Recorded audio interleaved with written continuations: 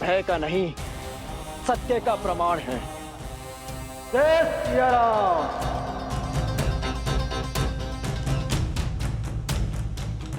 बोलो हिंगलाज देवी की, बोलो हिंगलाज देवी की।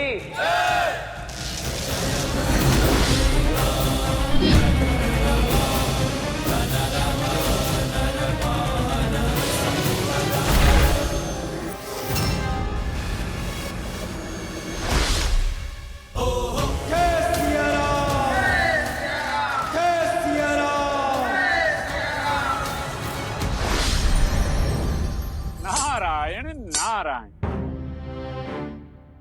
नारद जी, आप यहाँ? आप इतने अचंभित क्यों हो गए हनुमान?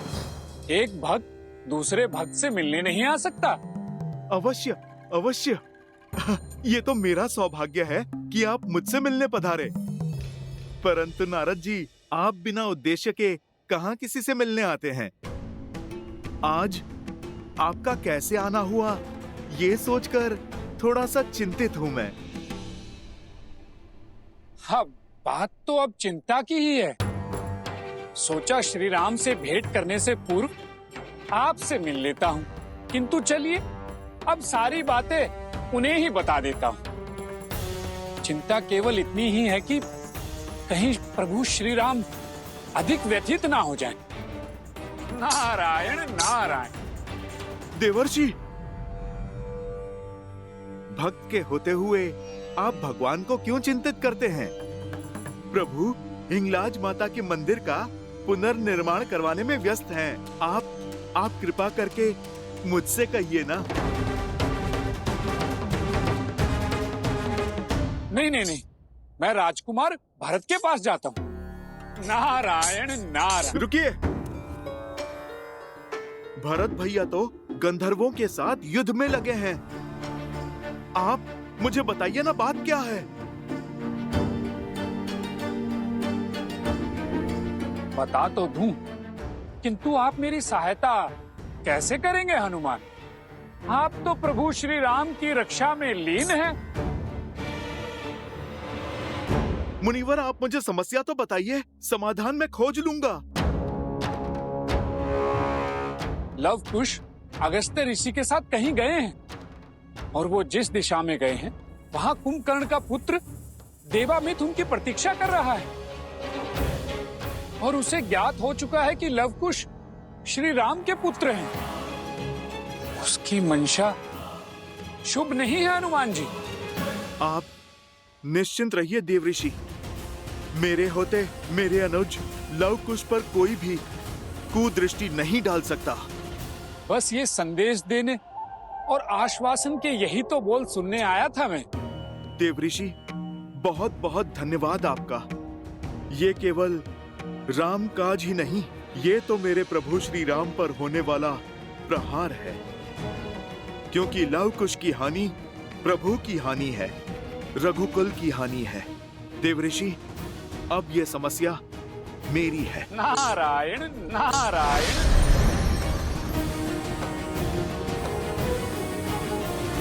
चलो, हम चारों सभी द्वारों की रक्षा करते हैं।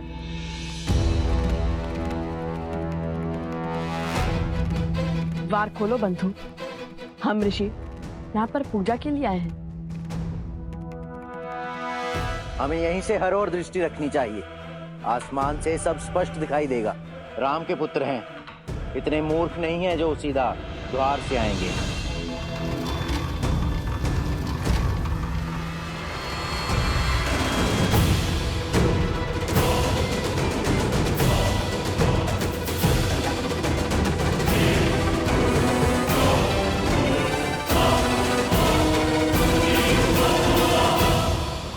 बालकों, कौन हो तुम? हम ऋषि कुमार लव और ऋषि कुमार कुश हैं।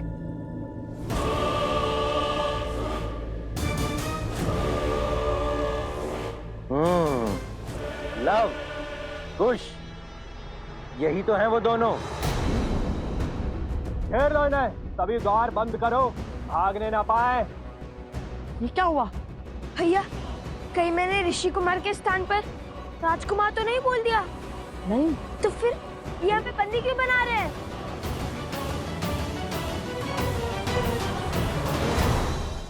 परमपिता, आपका कहा कार्य संपूर्ण हुआ। एक और कुंभकर्ण के पुत्र को लवकुश का भेद बता दिया और दूसरी ओर हनुमान को भी उन पर आए संकट के विषय में सूचित कर दिया।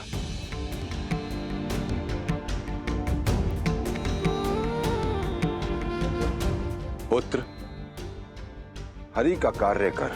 तुम्हारी आंखों में अश्रु क्यों? मुख पर पश्चाताप की पीड़ा क्यों? तुमने जो किया है वह अति आवश्यक था। हनुमान को श्री राम से पृथक करने का केवल एक यही मार्ग था। और यदि श्री राम हनुमान से पृथक नहीं हुए तो? क्षमा कीजिए परमपिता, मैं आपकी बात को काट रहा हूं, किंतु जिस राम नाम के स्मरण मात्र से ही हनुमान तर जाते हैं, उनकी तनिक सी समस्या से विचलित हो उठते हैं। मुझे और इस संपूर्ण संसार को उस हनुमान पर टूटने वाले कष्ट से भय लग रहा है परमपिता। जब श्री राम अपनी देह त्यागेंगे तब न जाने हनुमान अपना दुख कैसे प्रकट करेंगे। नारायण नारायण। परमपिता, सत्य कहूं तो मैं आज उनकी आंखों में उस दुख के भाव को देखकर आया हूं। आप सबको इस संसार की चिंता है, किंतु इस भक्त को तो उस भक्त की चिंता है। ये कष्ट कैसे सहेंगे हनुमान? परमपिता, जिनका संपूर्ण जीवन राम है और जो राम उनमें बसते हैं वही नहीं रहेंगे तो हनुमान कैसे जी पाएंगे? कैसे अपना जीवन चक्र संपूर्ण कर पाएंगे? नारायण नारायण।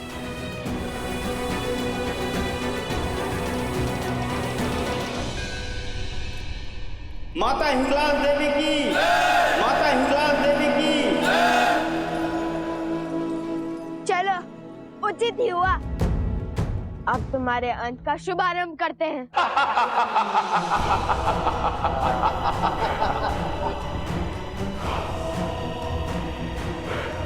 भूल करती पालको, जो स्वयं ही मृत्यु के मुख में चले आए। हमारे महाराज देवामित कुंभकर्ण के पुत्र वर्षों से प्रतिशोध की अग्नि में जल रहे हैं। इतने छोटे से कार्य के लिए महाराज को क्यों कष्ट देना? इनका अंत यहीं कर देते हैं और इनके शरीर को उपहार के रूप में महाराज को देते हैं।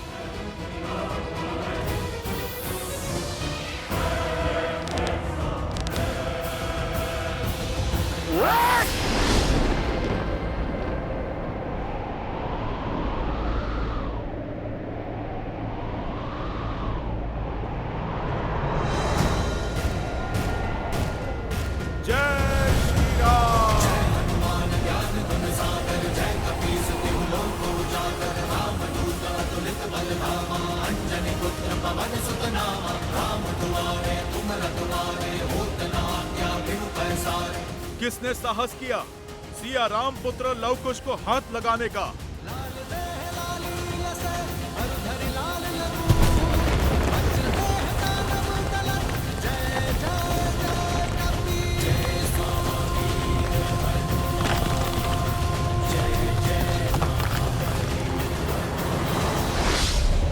प्रणाम ब्रह्मदेव। प्रणाम देव ऋषि।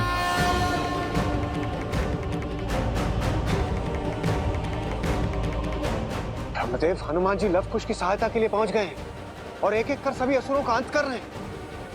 नारायण नारायण। अर्थात अधर्म के विध्वंस का आरंभ हो भी चुका है। बस हनुमान जी के लौटने से पूर्व श्री राम अयोध्या पहुंच जाए, अन्यथा परमपिता की योजना और मेरा प्रयास दोनों ही विफल हो जाएंगे।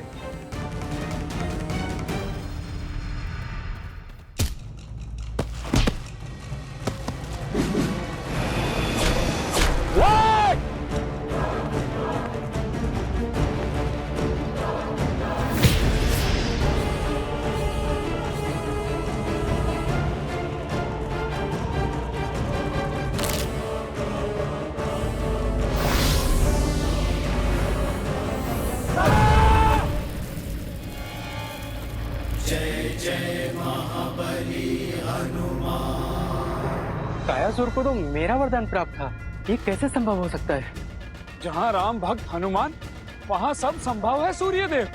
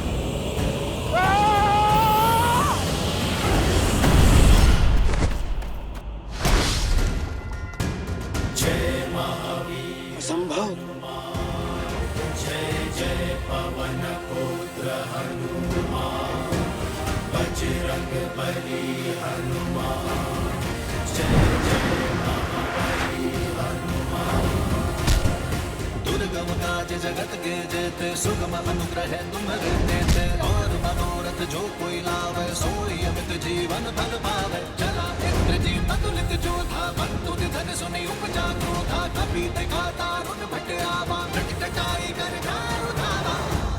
तो दुर्पाक्ष को तो मेरे वरदान की ढाल प्राप्त है। नारायण नारायण।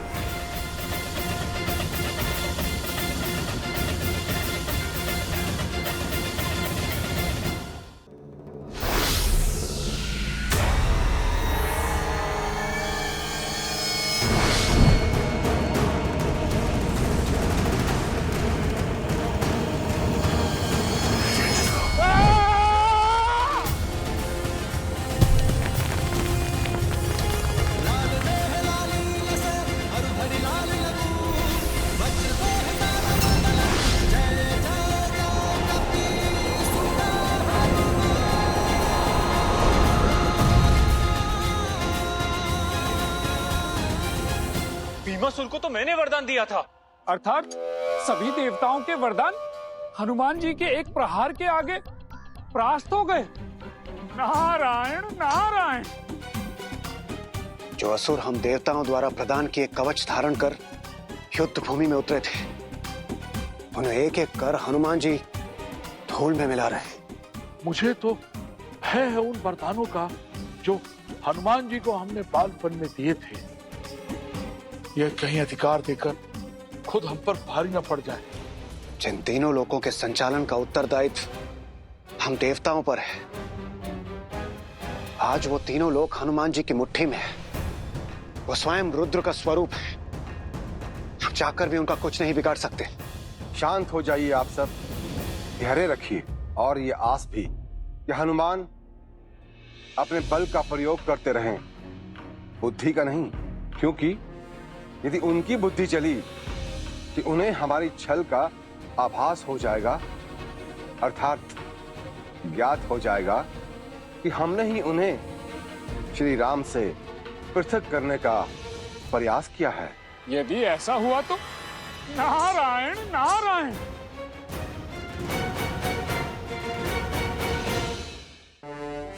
प्रणाम गुरुदेव। आयुष्मान भव। हनुमान जी, आपको तो पिताश्री के साथ होना चाहिए था। मैं तो प्रभु के साथ ही था। वो तो देव ऋषि नारद ने मुझे आकर बताया कि आप दोनों संकट में हैं। बस मैं आप दोनों को बचाने मेरे प्रभु से दूर चला आया। यदि मैं प्रभु से पूछता तो प्रभु भी मुझे यही आज्ञा देते। प्रभु तो हिंगलाज माता के मंदिर की स्थापना करके अयोध्या के लिए प्रस्थान कर चुके होंगे। मैं मार्ग में ही प्रभु के साथ हो लूंगा। चलिए, उचित ही हुआ जो आप यहाँ आ गए। आपसे भेंट भी हो गई हमारी। किंतु एक बात समझ नहीं आई कि हम पर आक्रमण होने से पहले देव ऋषि को ज्ञात कैसे हुआ? ये श्री राम का पुत्र है ना कुश। ये बड़ा ही अबोध है, किंतु इसकी बुद्धि बड़ी तीव्र है। ये मुझे फंसाकर ही मानेगा। नारायण नारायण। नारद, सब उसी का किया जा रहा है। पहले तो स्वयं आकर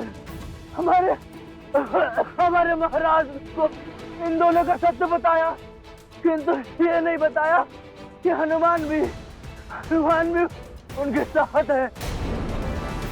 ये हमें घेर कर मारने का षड्यंत्र था उस नारद का।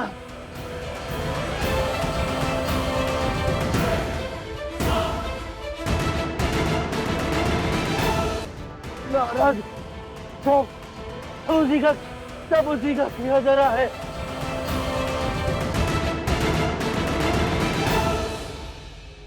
मैं तो हर ओर से फंस गया।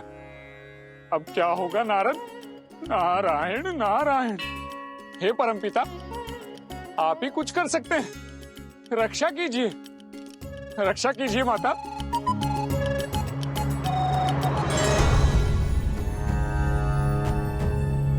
मुझे तो किसी घोर अनिष्ट का आभास हो रहा है। नहीं नहीं, ये कदाचित अपनी अंतिम श्वास में यूं ही कुछ बड़बड़ा गया।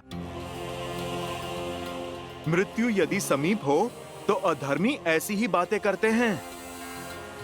क्या आपको मेरी सेवा की आवश्यकता है?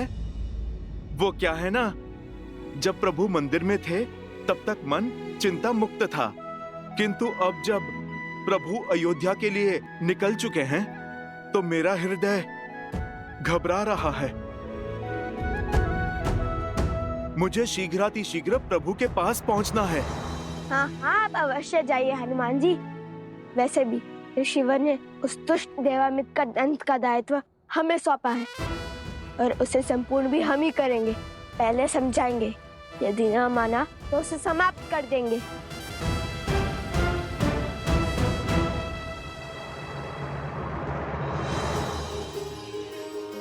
अवश्य, मैं चलता हूं।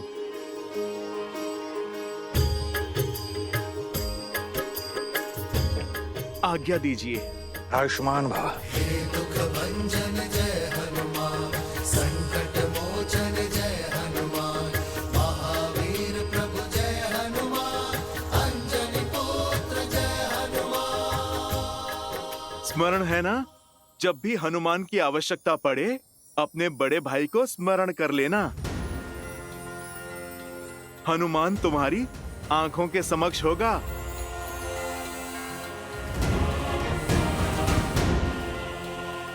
जय श्री राम। जय जय पवन पुत्र हनुमान, बजरंग बली हनुमान, जय जय महाबली हनुमान।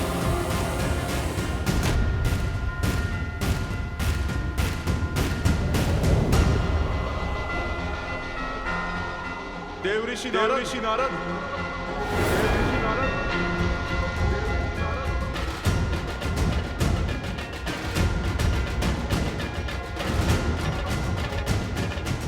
देव ऋषि नारद।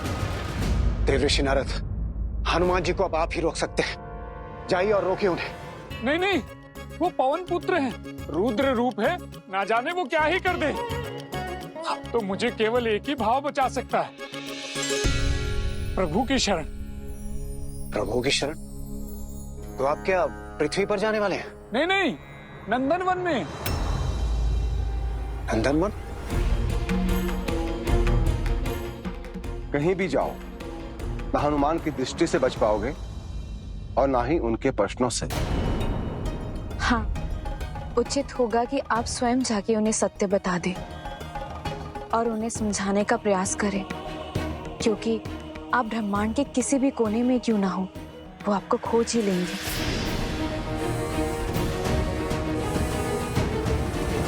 माता, वो भले ही मुझे खोज लें, लेकिन मेरे कार्य में विघ्न नहीं डाल पाएंगे। उन्हें बिना उत्तर पाए ही लौटना होगा। नारायण नारायण।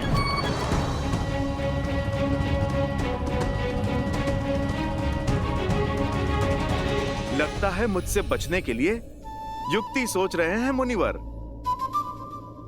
चलिए आज फिर आंख मिचोली का खेल खेल लेते हैं।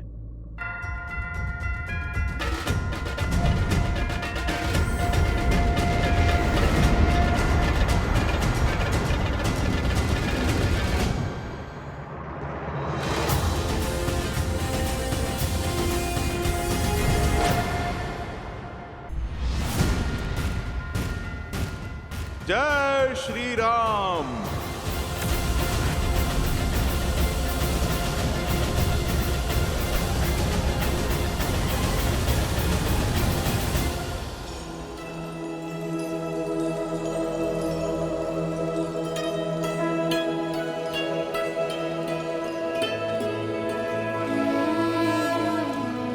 नारायण नारायण।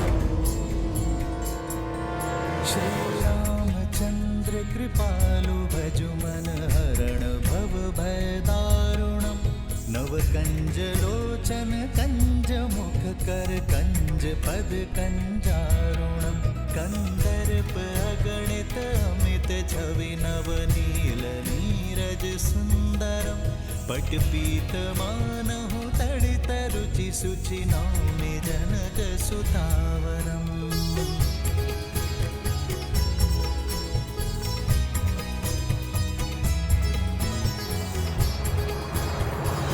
युक्ति तो अद्भुत निकाली है नारद ने। हनुमान हरि के भजन में कभी विघ्न नहीं डालेंगे। यमदेव, यही उचित समय है। देवऋषि नारद ने श्रीहरि के भजन से हनुमान जी को बांध दिया है और श्री राम भी अयोध्या पहुंचने ही वाले हैं। भेज दीजिए काल पुरुष को, यही उचित समय होगा।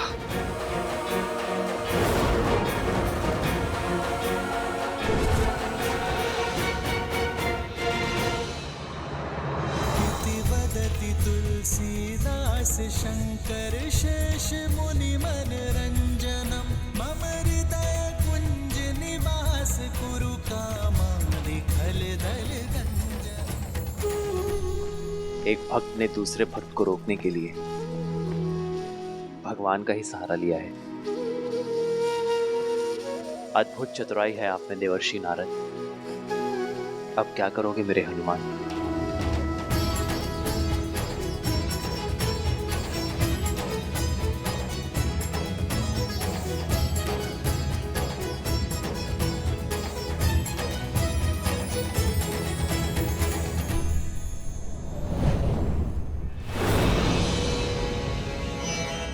काल पुरुष, आपके प्रस्थान करने का समय आ गया है।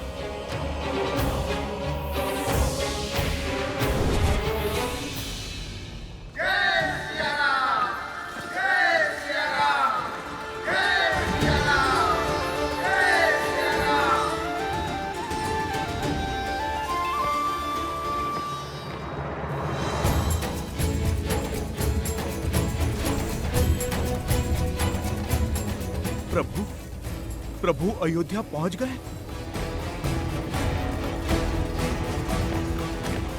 तो नारद मुनि मुझे टालने के लिए प्रभु के भजन में लीन हैं। मैं उन्हें रोक तो नहीं सकता, किंतु एक भक्त दूसरे भक्त की भक्ति में रम तो सकता है।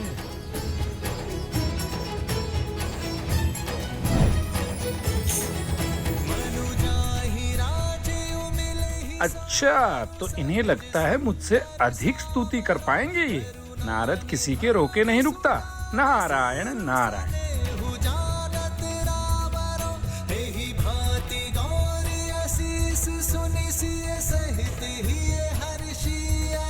तुलसी भवानी पूज पुनि पुनि मुदित मन मंदिर चली, मुदित मन मंदिर चली, मुदित मन मंदिर चली। सिया राम, सिया राम, सिया राम, सिया राम, सिया राम, सिया राम, सिया राम, सिया राम, सिया राम, सिया राम, सिया राम, सिया राम,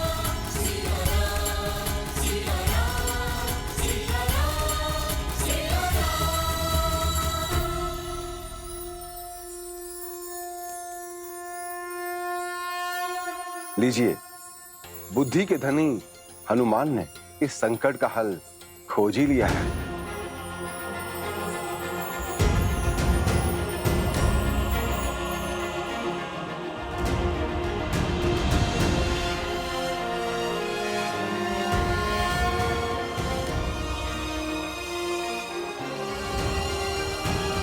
मान गए हनुमान जी? प्रभु के परम भक्त तो केवल आप ही हैं। मुनिवर, ये तो आपकी कृपा है, किंतु आज ये भक्त इस भक्त के प्रश्नों से बचने का प्रयास कर रहा है। नारायण नारायण। आपकी राजनीति मेरी समझ से तो परे है। एक और उधर बताया तो दूसरी ओर इधर। देखिए हनुमान जी, मैंने तो वही किया जो मुझे कहा गया था। आप इस समय श्री राम के साथ नहीं हो सकते। हनुमान जी, मेरी चाल का केवल यही कारण है। प्रभु के साथ नहीं हो सकता अर्थात? अधिक तो नहीं कह सकता हनुमान जी, किंतु इस समय आपका श्री राम के साथ होना नियति को स्वीकार नहीं है हनुमान जी। और मेरा कार्य केवल इतना ही था कि मैं आपको श्री राम से दूर ले जाऊं। मैं आपकी भक्ति के आगे अपना मस्तक झुकाता हूं हनुमान। आप जैसा भक्त इस धरा पर न जन्मा है न कभी जन्मेगा। आपकी शुद्ध भक्ति से आने वाला युग श्रद्धा एवं सतता सीखेगा, संबंध निभाना सीखेगा, और इसी कारण आप सदैव सदैव के लिए स्मरण किए जाएंगे। बस इससे अधिक मैं और कुछ नहीं कह सकता हूं हनुमान जी। मुनिवर, मेरा संदेश सत्य में बदल रहा है। मेरे प्रभु पर संकट के बादल मंडरा रहे हैं। आप मुझे आज्ञा दीजिए। मेरे जीवन का एकमात्र उद्देश्य प्रभु की रक्षा मुझे पुकार रहा है। जय श्री राम।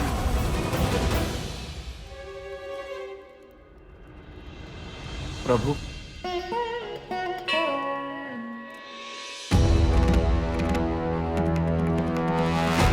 ऋषिवर, इसके आगे का मार्ग हम स्वयं पूर्ण करेंगे, क्योंकि कुंभकर्ण पुत्र देवामीर को यह ज्ञात हो चुका होगा कि श्री राम के पुत्र यहाँ आ चुके हैं। ऐसे में हम पर अनंत प्रहार होने लगेंगे और इसमें आपका जीवन भी संकट में आ सकता है। और गुरुवर, आपको कोई संकट में डालकर हमें विवश करे तो वो मुझे बिल्कुल स्वीकार नहीं।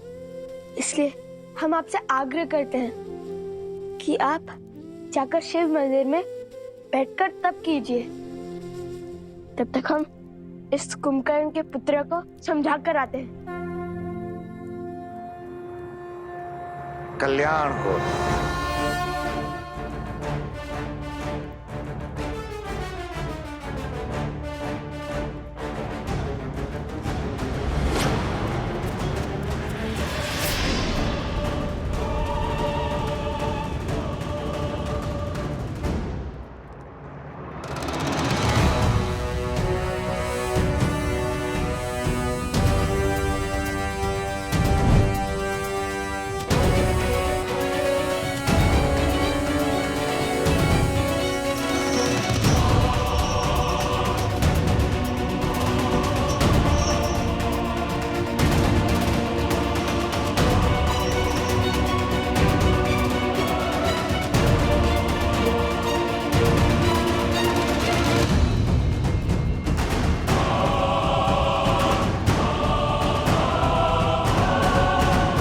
चिंता की कोई बात नहीं है माँ।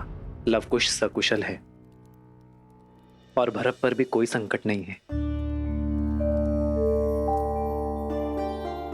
मेरे भरत ने युद्ध जीत लिया है और मैंने भरत को उसी क्षेत्र में उसके 2 पुत्रों के नाम से राज्य तक्षशिला और पुष्कलवती स्थापित करने का आदेश दे दिया है।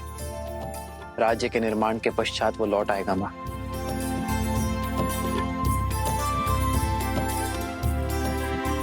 अब जैसे मेरे चित्त को शांति मिल गई है माँ। ऐसा आभास होता है जैसे धर्म स्थापना के सभी कार्य संपूर्ण हो गए। हमारे रघुकुल के वंशज राज्य की बागडोर संभालने के लिए इस वंशज को आगे ले जाने के लिए पूर्णतः सज्ज है। लगता है जैसे मेरे कंधों से बहुत बड़ा भार उतर गया है।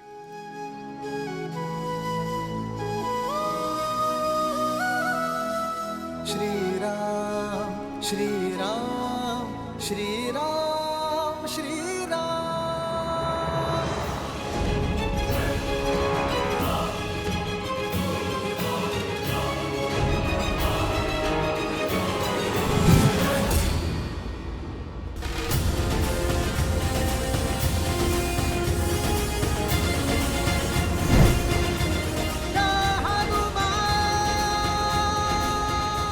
पहले मेरी माता के प्राण लिए, फिर लक्ष्मण भैया को छीना। अब ये नियति मुझसे मेरे प्रभु को पृथक करने का षड्यंत्र रच रही है। कुछ तो है जो मेरी सोच और समझ से बाहर है। अति शीघ्र प्रभु के पास पहुंचना होगा।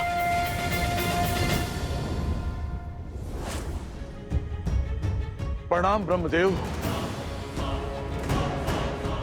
काल पुरुष को रिक्त हाथों लौटना पड़ा क्योंकि हनुमान अयोध्या की ओर अग्रसर हैं। हनुमान के होते श्री राम अपना देह कैसे त्यागेंगे? समाधान समस्या में ही छिपा है इंद्रदेव।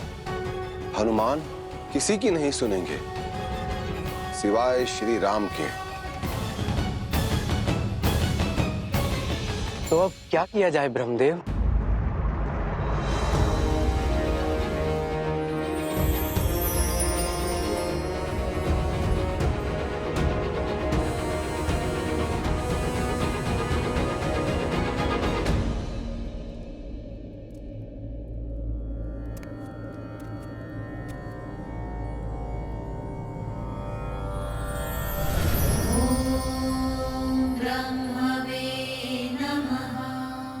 प्रभु,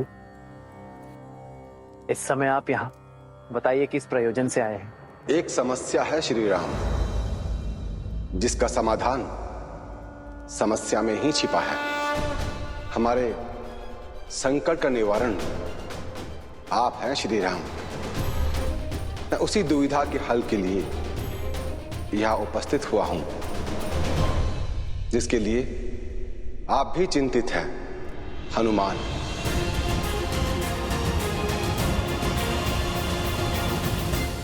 उन्हीं के आने का संकेत है जिनके प्राण आप में बसते हैं, किंतु आपके प्राण तो केवल धर्म में बसते हैं।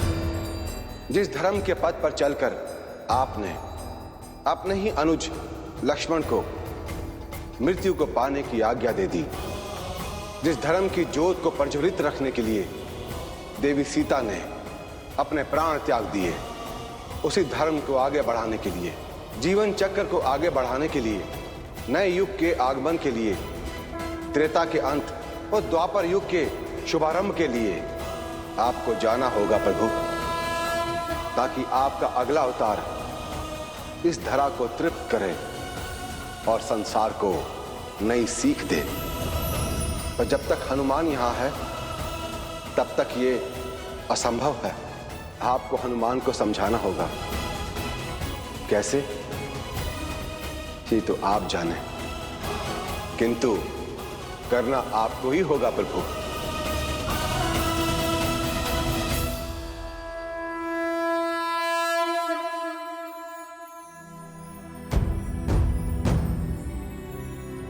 हनुमान प्रभु,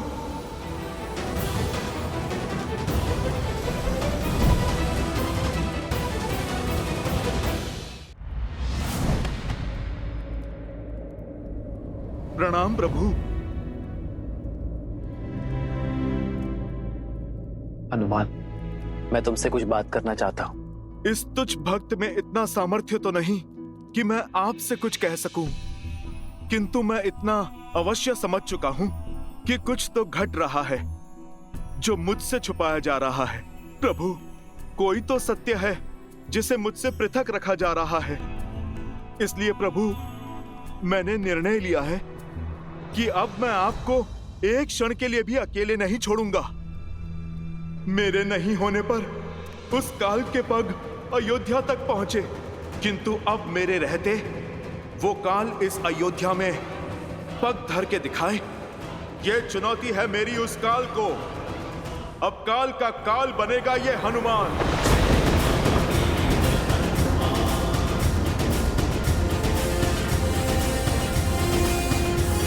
मुझे मेरे प्रभु से कोई भी पृथक नहीं कर पाएगा, कोई भी नहीं प्रभु।